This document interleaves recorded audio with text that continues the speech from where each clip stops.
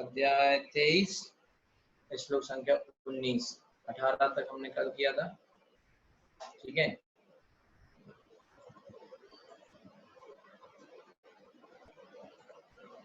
एक सेकेंड, कल हुआ था और आज हम उसके आगे करेंगे। किस तरह से वहां पर देवी देवता आए और उन्होंने महारानी अर्ची की तारीफ की, ठीक है। अर्चीर्नाम महाराज्ञी तत्पत्न्यानुगता वनम सुकुमार्य तदर्हा च यत्पतभ्याम स्पर्शनम भुवाम। अर्ची नाम अर्ची नाग महाराज्ञी महारानी, तत्पत्नी महाराज पृथु की पत्नी, अनुगता अपने पति के साथ जाने वाली, वनम वन को, सुकुमारी अत्यंत कोमल शरीर वाली, अतदर्हा योग्य न होना, अच्छा भी, यत पदभ्याम जिसके चरण से, स्पर्शनम स्पर्श, भुवा पृथ्वी पर। पृथु महाराज की पत्नी महारानी अर्ची अपने पति के साथ वन को गई थी। महारानी होने के कारण उनका शरीर अत्यंत कोमल था। यद्यपि वे वन में रहने के योग्य नहीं थी, किंतु उन्होंने स्वेच्छा से अपने चरण कमलों से पृथ्वी का स्पर्श किया। पृथ्वी महाराज की पत्नी महारानी और राजा की पुत्री भी थी, अतः उन्हें पृथ्वी पर चलने का अनुभव नहीं था, क्योंकि महारानियां महलों के बाहर निकलती ही नहीं थी, ठीक है। वे जंगलों में तो नहीं ही गई थी और उस सुनसान में रहने की कठिनाई का अनुभव नहीं किया था, ठीक है। एक्चुअली में पहले ऐसा था कि जितना ज्यादा सम्मानीय महिला उतना वो घर के अंदर रहती थी, वो घर के बाहर नहीं आना चाहती थी। ऐसा नहीं कि कोई बंधन था, खुद नहीं आना चाहती, है ना। माने उसकी सम्मान्य इतना ज्यादा है कि उसके लिए सब कुछ अंदर ही व्यवस्था हो जाएगी, बाहर आने की जरूरत नहीं है। अभी थोड़ा उल्टा शायद चल रहा है, जितना ज्यादा सम्मान्य उतने ज्यादा वो घर के बाहर रहेगी। तो वैदिक सभ्यता में महारानियों द्वारा ऐसे त्याग एवं पति के प्रति निष्ठा के सैकड़ों उदाहरण मिलते हैं, ठीक है। लेकिन महारानियां अपने पति के लिए या किसी किसी केस में उन्होंने ऐसा दिखाया है कि उन्होंने इतना त्याग किया है कि वो नंगे पैर जंगलों में चली हैं, ठीक है। ऐसे कई उदाहरण हैं। तो जब रामचंद्र भगवान वन को गए तो माता सीता भी पति के साथ साथ गई, जंगल में गई। भगवान रामचंद्र अपने पिता के आज्ञा पालन हेतु बन गए थे। आपने सुना था कि माता सीता के चरण कितने कोमल थे, पर फिर भी वो जंगलों में चली हैं। भगवान रामचंद्र अपने पिता के आज्ञा पालन हेतु बन गए थे, किंतु माता सीता की कोई ऐसी कोई आदेश नहीं था। फिर भी उन्होंने स्वेच्छा से अपने पति के मार्ग का अनुसरण किया। इसी प्रकार राजा धृतराष्ट्र की पत्नी, तो यहाँ पे आदर्श पत्नियों का वर्णन आ रहा है। माता सीता, गांधारी, धृतराष्ट्र की पत्नी गांधारी भी अपने पति के साथ वन को गई। जब धृतराष्ट्र ने घर छोड़ा, गांधारी की वर्णन बहुत पतिव्रता स्त्रियों में आता है। उनको जब उन्हें पता चला कि उनका पति जो है, होने वाला पति है, वो अंधा है, तो उन्होंने भी अपनी आंखों पे पट्टी बांध ली। जब वो घर छोड़ के गया जंगल में, तो गांधारी भी उनके पीछे पीछे गई। पृथु भगवान रामचंद्र तथा धृतराज जैसे महापुरुषों की पत्नियां होने के कारण वे सभी आदर्श पतिव्रता स्त्रियां थी। तो यहाँ पे आदर्श पतिव्रता स्त्री हैं ये लोग। पृथु महाराज की पत्नी अर्ची, भगवान रामचंद्र की पत्नी माता सीता है। और लेकिन आप ये देखिए कि पति भी ऐसा नहीं होना चाहिए कि वो पता चला पत्नी को बिल्कुल जान से ही मारे डाल रहा है खाने को ही नहीं दे रहा है और आशा करता है कि हमारी पूजा करो राम जैसे। हमारे जो काम होंगे वो रावण जैसे होंगे, लेकिन तुम सीता जैसे बनो। ऐसे आजकल के लोग ऐसे आशा रखते हैं कि हम तो पति हैं, हम कुछ भी करें, लेकिन हमारी पत्नी बिल्कुल सही होनी चाहिए। ऐसा कैसे हो सकता है ठीक है, ऐसा नहीं हो सकता। अगर हमको आदर्श हम अपना व्यवहार आदर्श रखेंगे तो हम दूसरों से भी आशा रख सकते हैं कि हम हमारे प्रति आदर्श व्यवहार करें। तो यहाँ पे उदाहरण दिया गया माता सीता का, गांधारी का, महारानी अर्ची का, पृथ्वी महाराज की पत्नी का। और निकट भूतकाल में कुछ एक 500 साल पहले, और मतलब कुछ साल पहले तक जब भगवान रामानुजाचार्य के समय में जो है राजा शायद कुलशेखर, नाम थोड़ा मुझे भूल रहा है, पर शायद राजा कुलशेखर ही थे। तो राजा कुलशेखर जो है अपना सब घर वर छोड़ के आए थे, तो उनकी पत्नी भी साथ साथ आई थी, और वो फिर रोड पे रहते थे, ऐसे घूमते थे और भगवान की भक्ति करते थे और भजन करते थे और मांग के खाते थे। राजा कुलशेखर, तो उनकी पत्नी साथ में आई, रानी। तो राजा कुलशेखर ने कहा कि चलो हमारे साथ चलो। मैंने वो अगर मैं तो बोले तो मैं कुछ नहीं लेके जाऊंगा, और तुम्हें भी चलना है अगर तो कुछ मत लेके चल।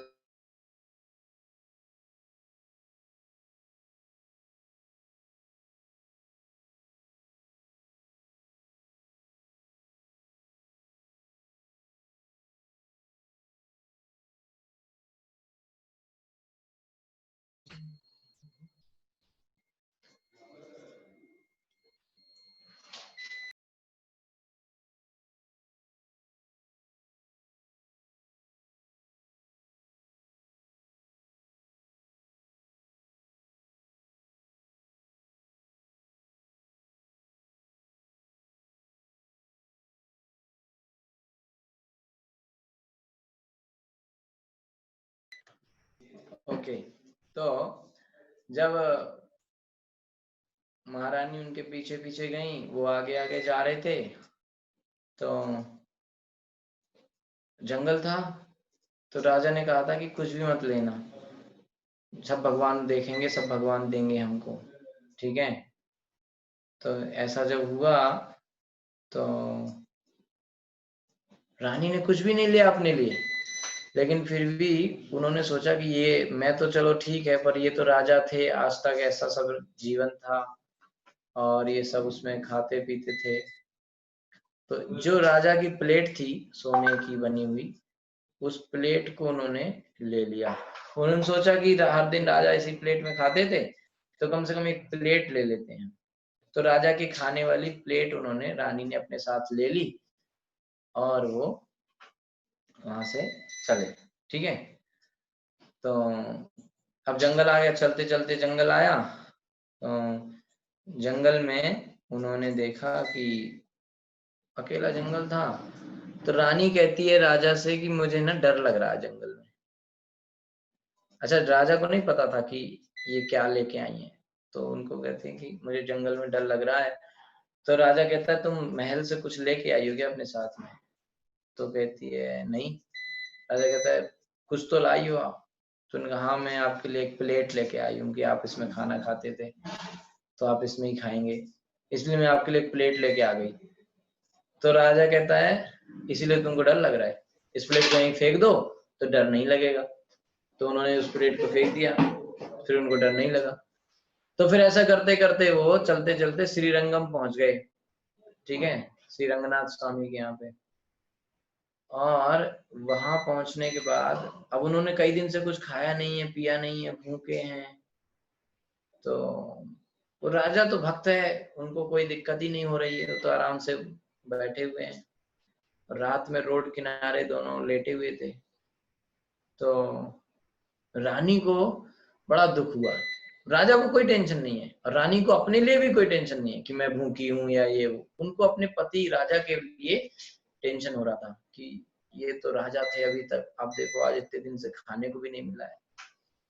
तो उन्होंने फिर रंगनाथ से, भगवान रंगनाथ, उनसे उन्होंने प्रार्थना करी कि भगवान रंगनाथ आपके भक्त हैं ये, और इतना कष्ट क्यों दे रहे हैं आप इनको, इनके लिए कुछ प्रसाद अरेंज करवाइए कुछ खाने के लिए। तो रानी ने इतना बोला था कि भगवान रंगनाथ ने तुरंत रात में अपने पुजारी को जगा दिया।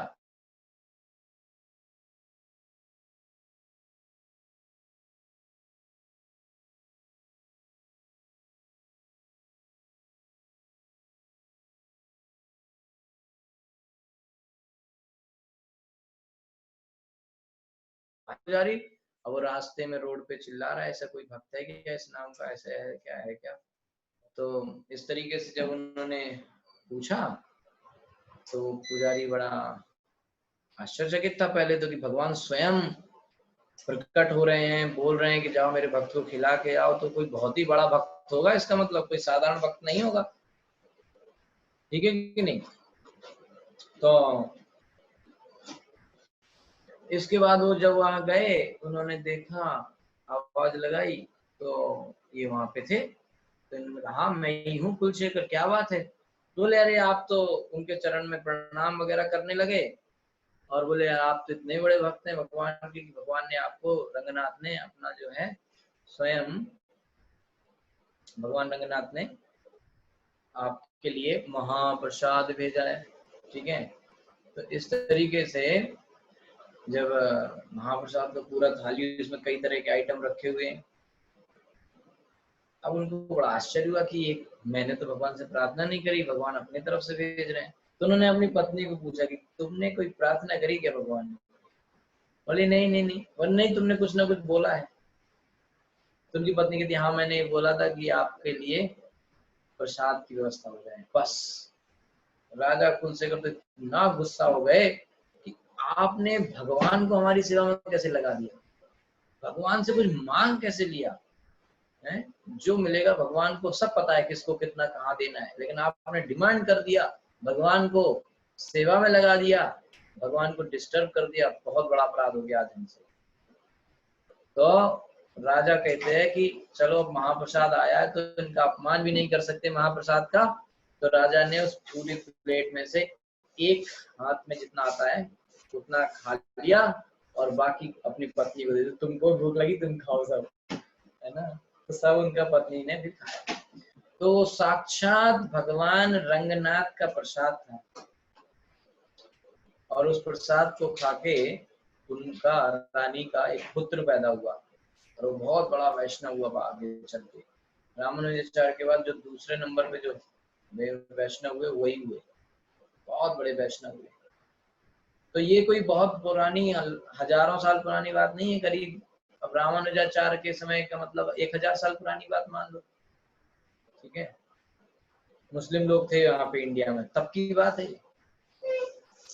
तो इस तरीके से एक कहानी मैंने आपको बताई, इस तरह से महान पत्नियों का वर्णन आया कि किस तरह से पतिव्रता स्त्री का आचरण होता है। ठीक है, तो आगे प्रभुपाद जी लिख रहे हैं कि ऐसी महारानियों ने भी सामान्य लोगों को यह दिखाकर किस प्रकार पतिव्रता बनकर जीवन की प्रत्येक परिस्थिति में पति का अनुगमन करना चाहिए शिक्षाएं दी हैं। अगर पति आदर्श है, वैष्णव है, तो उसका हर दुख परिस्थिति में पत्नी को उसका साथ देना चाहिए, उसको कभी नहीं छोड़ना चाहिए। लेकिन अब पति जान से ही मारे डाल रहा है, उसको भक्ति भी नहीं करने दे रहा है, तो जीवन का लक्ष्य फेल हो गया ना। फिर तो कृष्ण से दूर ले जा रहा है। तो प्रभुपाद जी ने तात्पर्य में लिखा है कि ऐसे आदमी से दूर ही रहो। प्रभुपाद जी कहते हैं कि उसमें तलाक लेके दोबारा शादी करने की जरूरत नहीं है।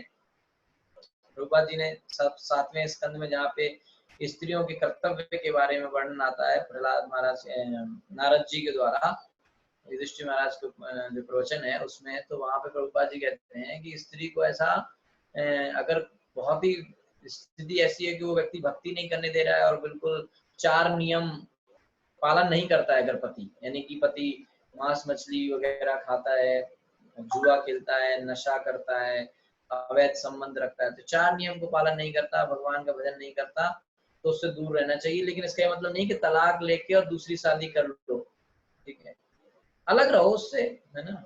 और अब आजकल की डेट में बहुत मुश्किल है ना, इसलिए दूर रहना चाहिए। ऑफिशियली अगर डाइवोर्स चाहिए तो डाइवोर्स ले लो, वो बात खत्म, कोई झंझट नहीं, कुछ नहीं। ठीक है, अपना भक्ति करो। ठीक है, भक्ति ही जीवन का लक्ष्य है। किस परिस्थिति में भक्ति हो, वैसी परिस्थिति में रह के भक्ति करनी चाहिए। जो भक्ति अनुकूल, जो भक्ति के अनुकूल है वो चीजों को स्वीकार करें, जो भक्ति के प्रतिकूल है उन चीजों को बहिष्कार करें। जो चीजें हमें भक्ति में आगे बढ़ाती हैं, कृष्ण की तरफ ले जाती हैं, उनको स्वीकार करें, चाहे वो कोई हो। और जो चीजें कृष्ण से दूर ले जाती हैं, जो लोग हमें कृष्ण से दूर ले जाते हैं, उनको दूर से प्रणाम करो। हरे कृष्ण। ठीक है, इसी तरीके से भागवतम में आया है कि जब ब्राह्मण यज्ञ कर रहे थे तो कृष्ण बलराम को भूख लगी, तो उन्होंने उनको खाने को नहीं दिया, तो उन्होंने, कृष्ण बलराम के दोस्तों ने उनकी पत्नियों से कहा, है ना।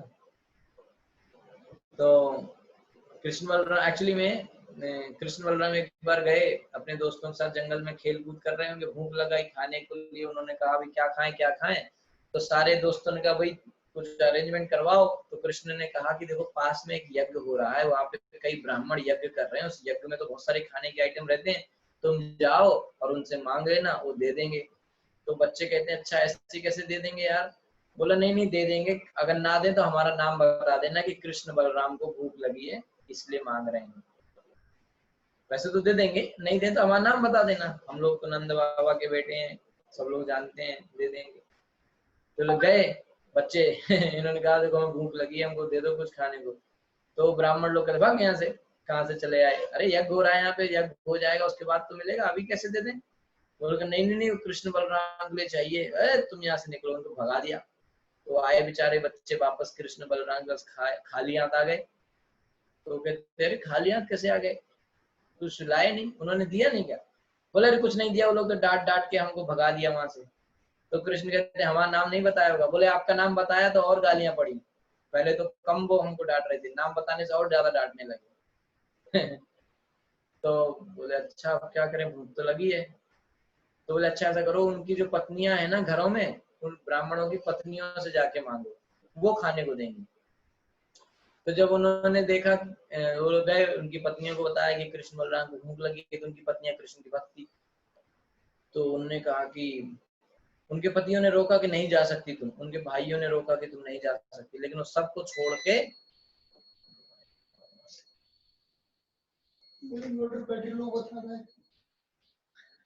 तो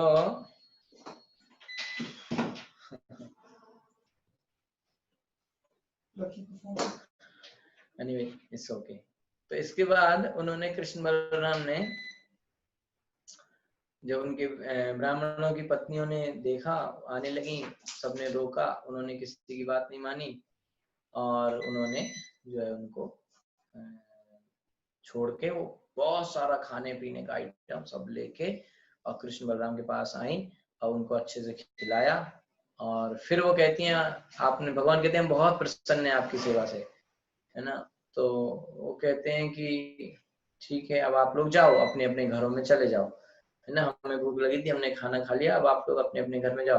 तो वो पत्नियां सब कहती हैं स्त्रियां की अब हम कहाँ जाएंगे, हम लोग तो अपने घरों में लड़के आ गए हैं आपके पास, अब वो लोग हमें स्वीकार ही नहीं करेंगे। तो कृष्ण बलराम कहते हैं नहीं जाओ, और मैं ऐसी कृपा करूंगा कि वो लोग कुछ भी नहीं बोलेंगे आपको, वापस चले जाओ। तो फिर वो लोग वापस चलेंगे। तो फिर उसके बाद उन ब्राह्मणों को अपनी गलती का एहसास हुआ, बाद में वो लोग भी आए और उन्होंने भगवान के चरणों में प्रणाम किया और भगवान से क्षमा। ठीक है, तो इस तरीके से यहाँ पे देखा गया कि भाई जो जो पत्नियां थी उन्होंने अपने पतियों का तिरस्कार किया, उनको त्याग दिया कृष्ण की सेवा के लिए। तो कृष्ण की सेवा के लिए ऐसा करना मतलब मेन जीवन का लक्ष्य है कृष्ण की सेवा करना। तो वो कैसे होती है, उस काम को हमें करना चाहिए। ठीक है, तो आगे प्रभुपाद जी कहते हैं कि यदि पति राजा होता है तो उसके पार्श्व में महारानी की तरह बैठती हैं, और यदि वन को जाता है तो उसका अनुगमन करती हैं, भले ही वन में कितने ही कष्ट क्यों ना सहने पड़े। तो जब पति राजा था तो रानी जैसे बैठी थी, और अब पति जंगल में घूम रहा है तो फिर उसके साथ तो वहां भी है। वैसा नहीं कि अब पति तो राजा था तो उसके साथ रानी थी, अब जंगल में जाना पड़ा तो हम उसका साथ छोड़ दें, है ना। आजकल तो है ना, जब अच्छी खासी नौकरी है तो वाइफ साथ में रहती है, जब नौकरी किसी कारणवश मान लो छूट गई तो सब उसको छोड़ देते हैं, है ना। इसलिए यहाँ ये कहा गया है कि यद्यपि वे अपना पांव भूमि पर नहीं रखना चाहती थी, तब भी जब वे अपने पति के साथ वन को गई उन्होंने सारे कष्ट अपने आप स्वीकार किए। ओके, 20वां श्लोक। अतीव भर्तृव्रत धर्म निष्ठया शुश्रूषया चार्ष देह यात्रया नाविन्दतातिं परिकर्षितापि सा प्रेयस्करस्पर्शनमान निर्वृतिः।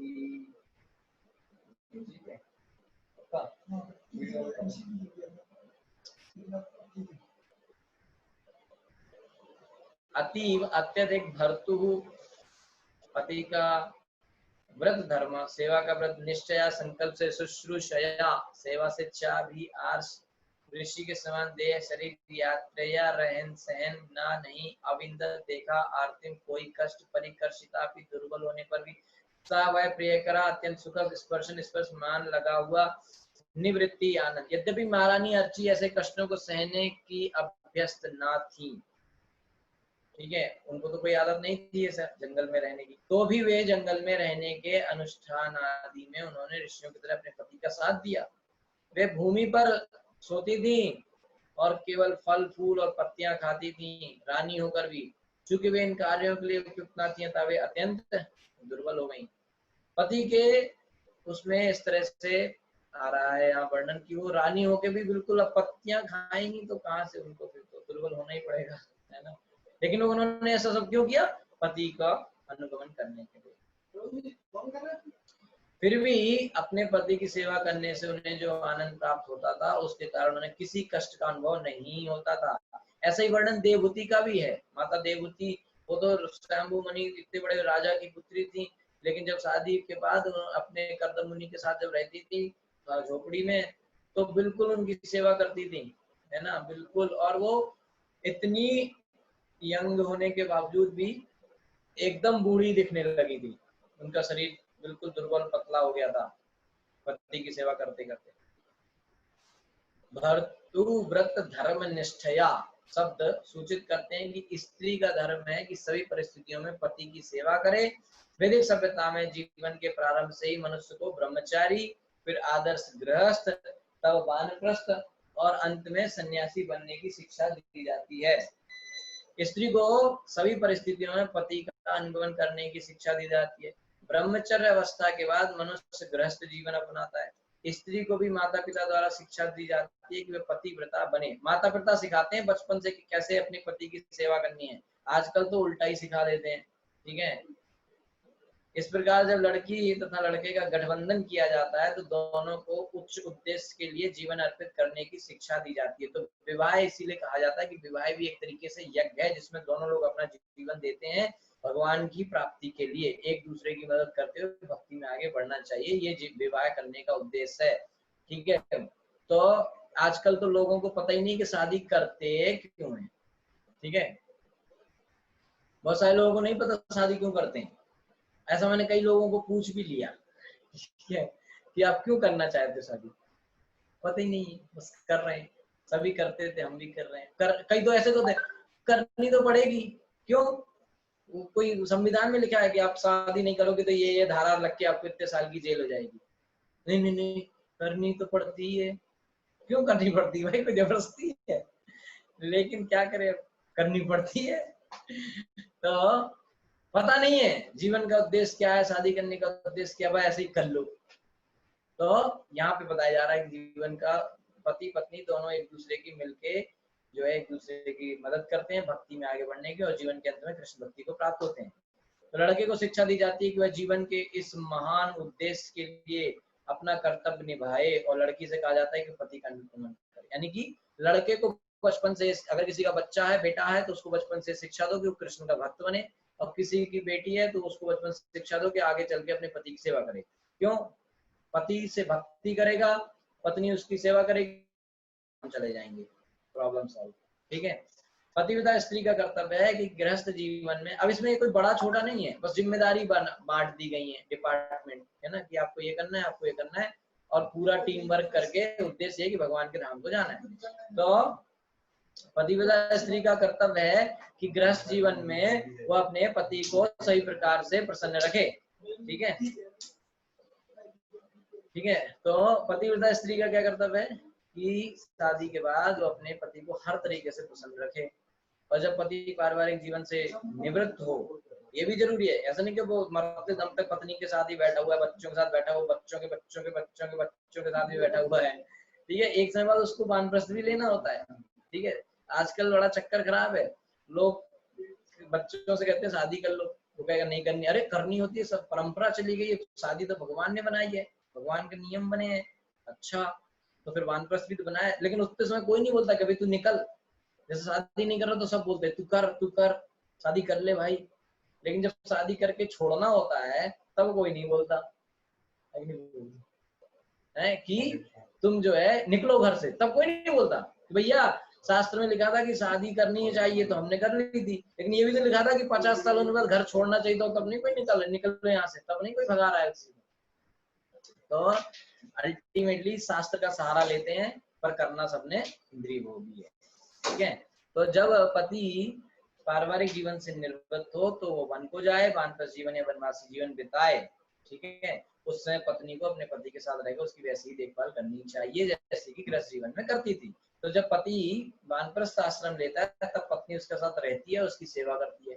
वानप्रस्थ जीवन का उद्देश्य होता है कि धीरे धीरे पत्नी से, बच्चों से, घर गृहस्थी से छुटकारा लेना, और फिर वो वानप्रस्थ के बाद चौथे आश्रम में जब जाता है, संन्यास आश्रम में, तो पत्नी को भी छोड़ देता है, पत्नी के साथ भी नहीं रहता। ठीक है, वानप्रस्थ में पत्नी के साथ रह सकता है, संन्यास में नहीं रह सकता। ठीक है, तो उसमें पत्नी का क्या होगा, क्वेश्चन, पत्नी क्या करेगी फिर? तो उस समय तक उसके बच्चे बिल्कुल बड़े हो चुके होंगे, शादी हो गई होगी, उनको शिक्षा पहले से दी गई है कि माता पिता की सेवा करनी चाहिए, तो बच्चे उस अपनी माँ का ध्यान रखेंगे। ठीक है, अभी तो उल्टा चल रहा है, बच्चे इतने बिगड़ गए हैं कि वो अपना ध्यान नहीं रख पा रहे, माता पिता का क्या ध्यान रखेंगे।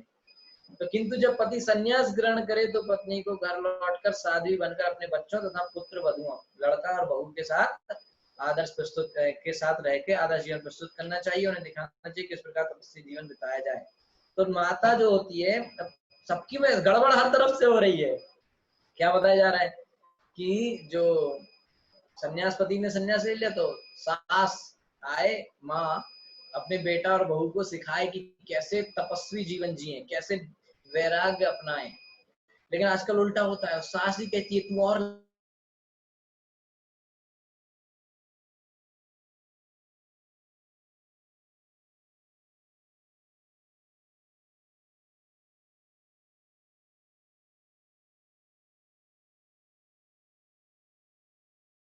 के नियम नहीं मान रहा है और शादी सब कर रहे हैं।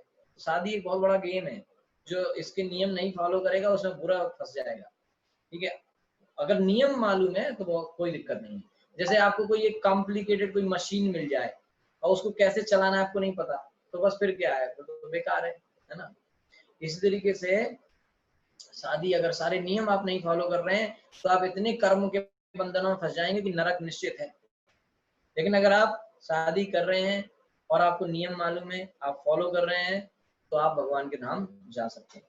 ठीक है, क्योंकि इसलिए वो भी तो एक आश्रम है, गृहस्थ आश्रम है कि नहीं।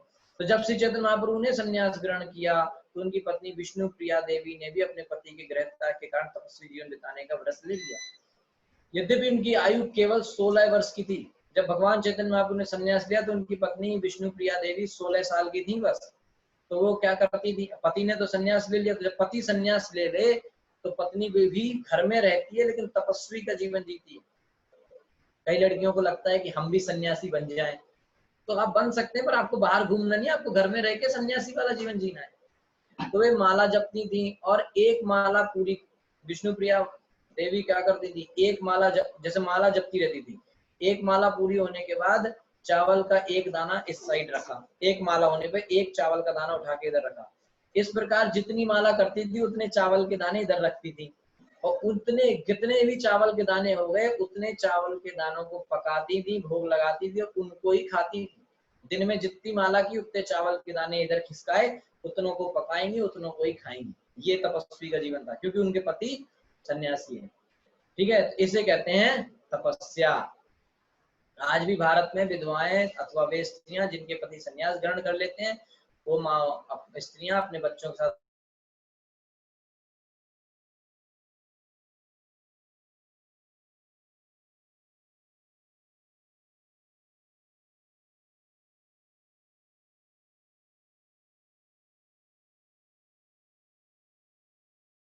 सुरक्षिता हो गई, बहुत बहुत कमजोर हो गई। तो जब कोई तपस्या करता है तो उसका शरीर प्राय दुर्बल हो जाता है। आध्यात्मिक जीवन में मोटा होना कोई गुण नहीं है, आदमी को बिल्कुल ऐसे मोटा वसा नहीं होना चाहिए। ठीक है, हेल्दी होना चाहिए। आप बहुत पतला भी ना हो कि बिल्कुल बीमार हो जाए और जरा सा कुछ हुआ, तो ऐसा नहीं, हेल्दी रहना चाहिए। ठीक है, क्योंकि आध्यात्मिक जीवन में लगे रहने से शरीर की सुविधाएं, खाना, सोना, संभोग इत्यादि न्यूनतम हो जाती है, बहुत कम रहता है। ठीक है। जंगल में विधि विधानों के अनुसार रहने से अत्यंत दुर्बल हो जाने पर भी रानी अर्ची अप्रसन्न नहीं थी। उनको कोई दुख नहीं था, जंगल में भी वो खुश थी अपने पति की सेवा करके, क्योंकि उन्हें अपने महान पति की सेवा का मौका सुअवसर मिल रहा था। अपने पति की सेवा कर रही थी, इसलिए वो बहुत ज्यादा प्रसन्न थी। ठीक है। 21वां श्लोक। ओके, तो अभी ये आपको फिर से ज्वाइन करना पड़ेगा, ये डिस्कनेक्ट हो जाएगा, तो आप फिर से ज्वाइन कर सकते हैं। 21वां श्लोक हम अभी करेंगे। ठीक है। हरे कृष्ण।